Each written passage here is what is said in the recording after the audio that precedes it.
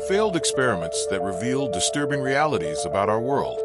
Do you believe science always seeks answers for humanity's benefit? Prepare to have that belief shattered. Today we'll explore scientific experiments deemed failures, but which actually revealed truths so disturbing about our reality that results were deliberately hidden from the public. These aren't experiments that failed due to incompetence. These are experiments that reveal dark aspects of human nature and the universe around us. Truths so shocking that scientists, governments, and institutions preferred to pretend they never happened. We're talking about discoveries that could reshape our basic understanding of physics, human psychology, and reality itself.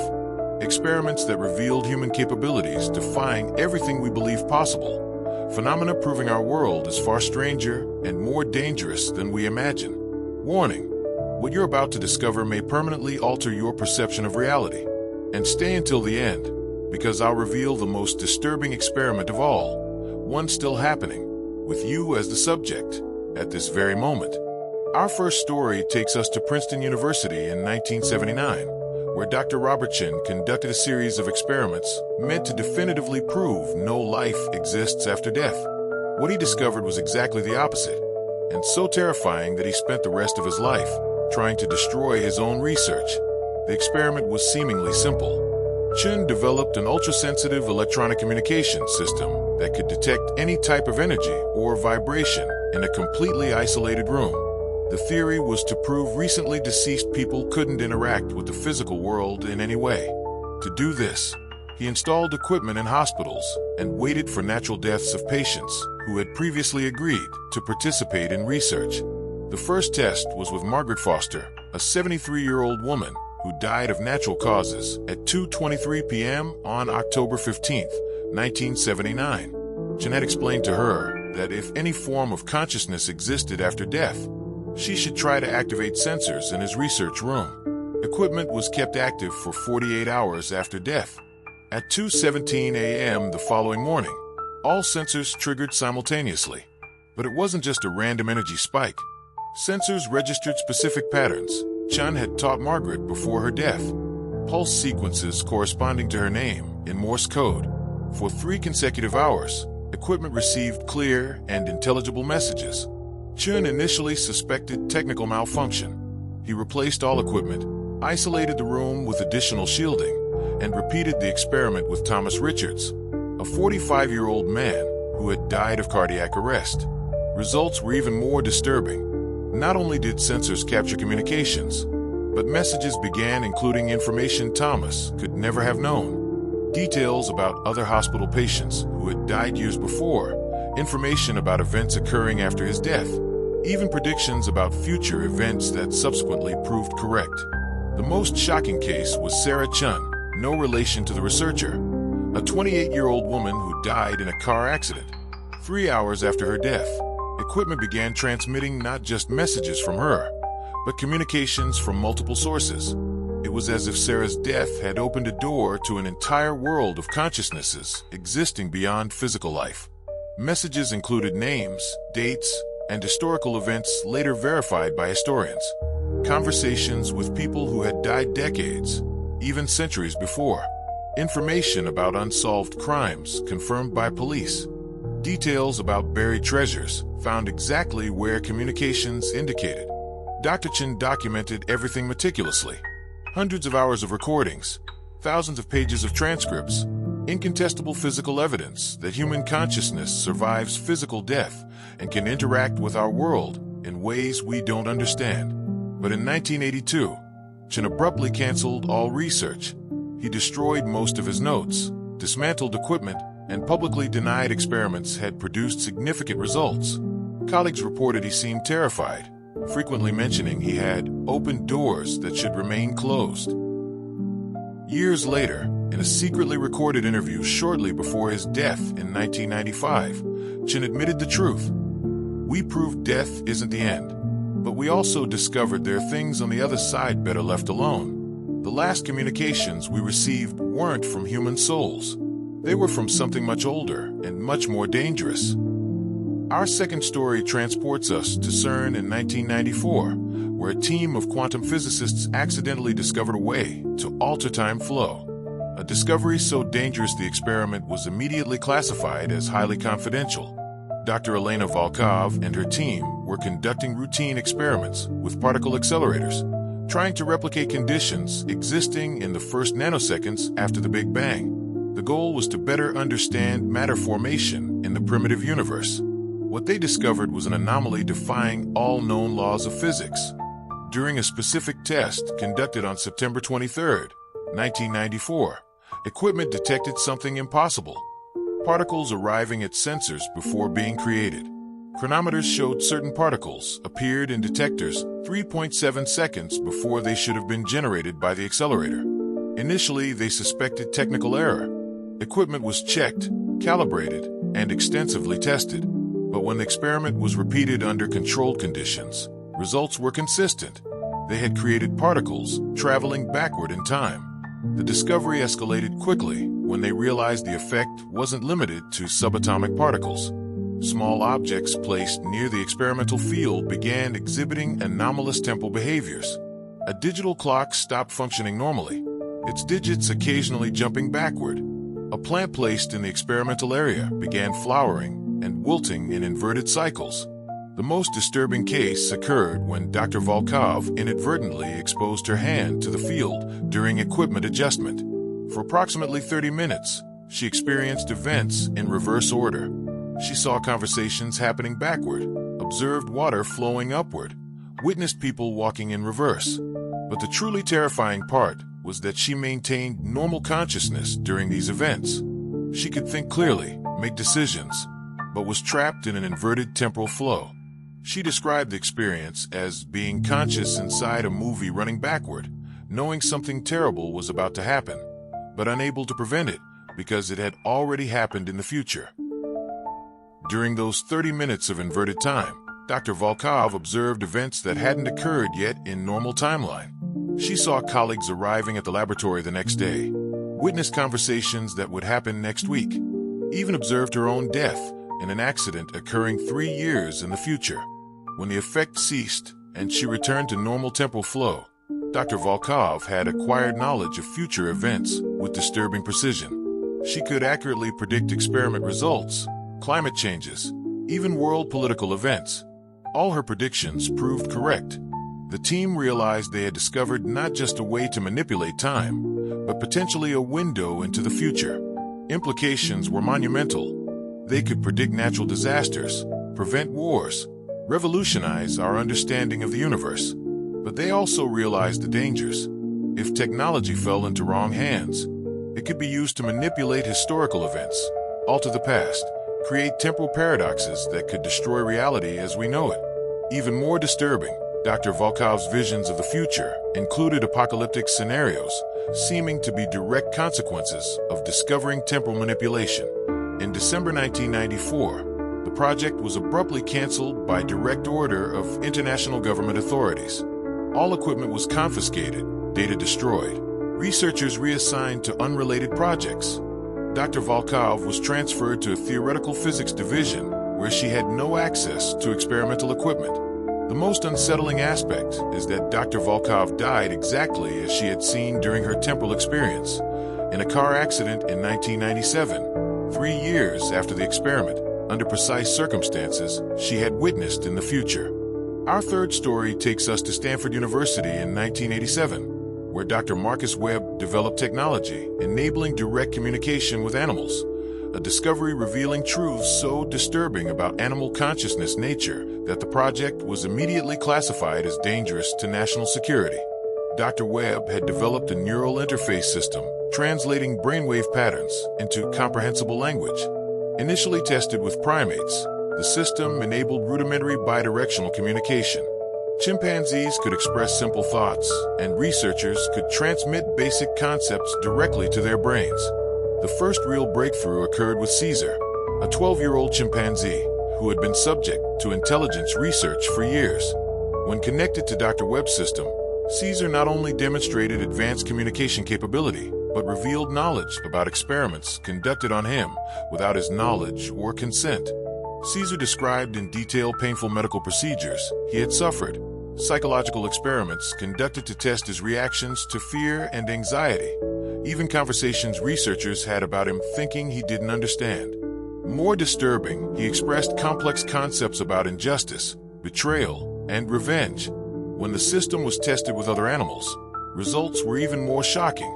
Laboratory dogs communicated detailed memories of their lives before arriving at the laboratory, including names of previous families and specific events from their domestic lives.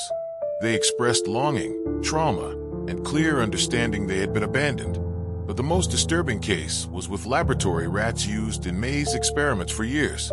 When connected to the communication system, they revealed they not only perfectly understood they were being tested, but had developed collaborative strategies to confuse researchers. Rats had intentionally failed certain tests to make experiments last longer, knowing completing mazes quickly would lead to more difficult experiments or even death.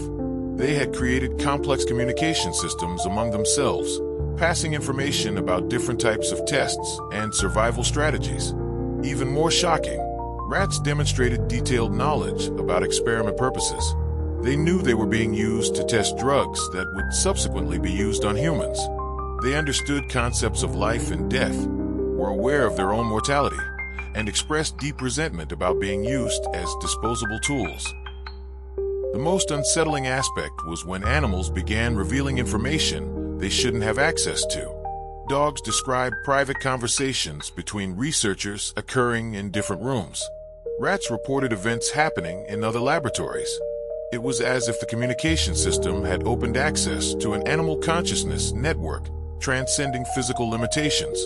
Dr. Webb realized he had discovered not just that animals possess complex consciousness, but that a form of interspecies communication exists that our science doesn't understand.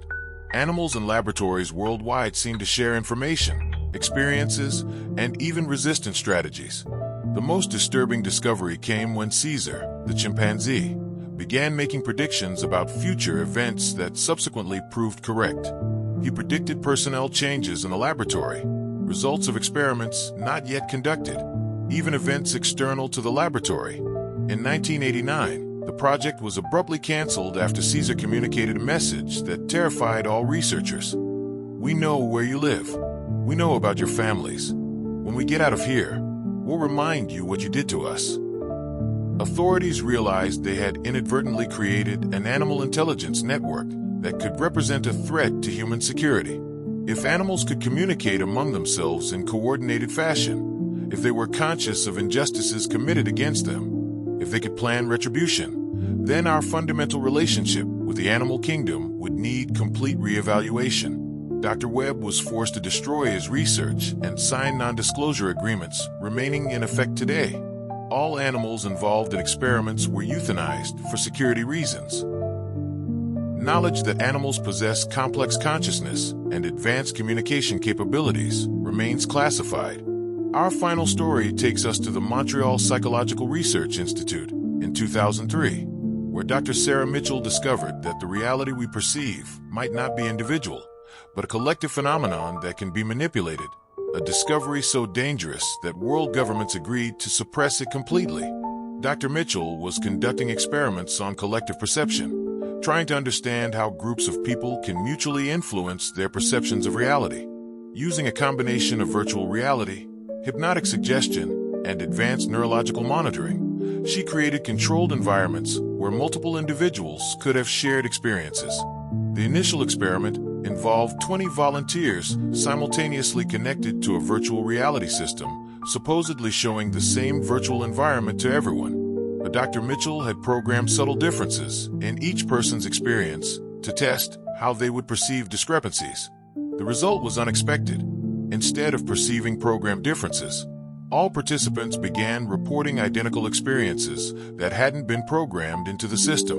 They described objects, sounds, and events that didn't exist in the original software. More disturbing, when questioned individually after the experiment, all provided identical descriptions of these unprogrammed elements. Dr. Mitchell realized participants had collectively created new elements in virtual reality, elements that didn't exist in the program code, but which everyone experienced as real. It was as if their minds collectively had added content to the virtual environment. The experiment was expanded with larger groups and more rigorous controls. Results were consistent. When multiple people intensely focused on the same virtual experience, they could collectively create new elements that became real within that shared experience. But the truly shocking discovery came when Dr. Mitchell tested the phenomenon without virtual reality. Groups of people in empty rooms, using only meditation techniques and suggestion, began reporting identical visual and auditory experiences. They saw the same lights, heard the same sounds, even felt the same physical presences. The most disturbing case occurred when a group of 15 people collectively created the presence of a child in an empty room. Everyone saw the child. Everyone could describe her in identical detail. Some even reported conversations with her. When video cameras were checked, there was nothing there. But all participants swore the child was real. Dr. Mitchell realized she had discovered evidence that the reality we perceive might be partially constructed by collective consensus. If groups of people focused intensely on the same thing, they could somehow make it real within their shared experience. The implications were terrifying. If reality can be influenced by collective perception, then our fundamental understanding of what is real was incorrect. Phenomena we consider collective hallucinations or mass hysteria could be cases where groups of people inadvertently created temporary alternative realities. But the most unsettling aspect was when Dr. Mitchell tested whether these collectively created realities could have physical effects on the real world. In controlled experiments, groups that collectively created temperature changes in empty rooms produced measurable alterations in thermometers. Groups that visualized plants growing in empty pots produced detectable chemical changes in soil. The final discovery was that the phenomenon wasn't limited to small groups. When Dr. Mitchell tested with larger populations through internet and social media, she managed to create collective reality events where thousands of people simultaneously experienced identical phenomena in different locations around the world. In 2005, international authorities intervened. Dr. Mitchell was informed her research represented a threat to social stability. If knowledge that reality can be manipulated by collective consensus became public, it could lead to collapse of our basic social structures. Research was classified. Dr. Mitchell was reassigned to basic behavioral psychology, and all data was confiscated. But the most disturbing discovery remains. If reality can be influenced by collective perception, then everything we consider real might be constantly shaped by forces we don't understand. After examining these 4 failed experiments, we're confronted with an unsettling reality. Our basic understanding of the world might be fundamentally incorrect. These experiments didn't fail. They succeeded in ways so disturbing their results were deliberately hidden. The truth is there are aspects of reality our society isn't prepared to accept. Consciousness can survive physical death. Time can be manipulated. Animals possess intelligence and consciousness far more complex than we admit. Reality itself might be partially constructed by collective perception. This knowledge was suppressed not for being false, but for being too true. If the public knew death isn't the end, that time can be altered, that animals are conscious of our cruelty, that reality can be manipulated, the fundamental structures of our society would collapse. But the most disturbing discovery is that while these official experiments were canceled, research continues in classified projects.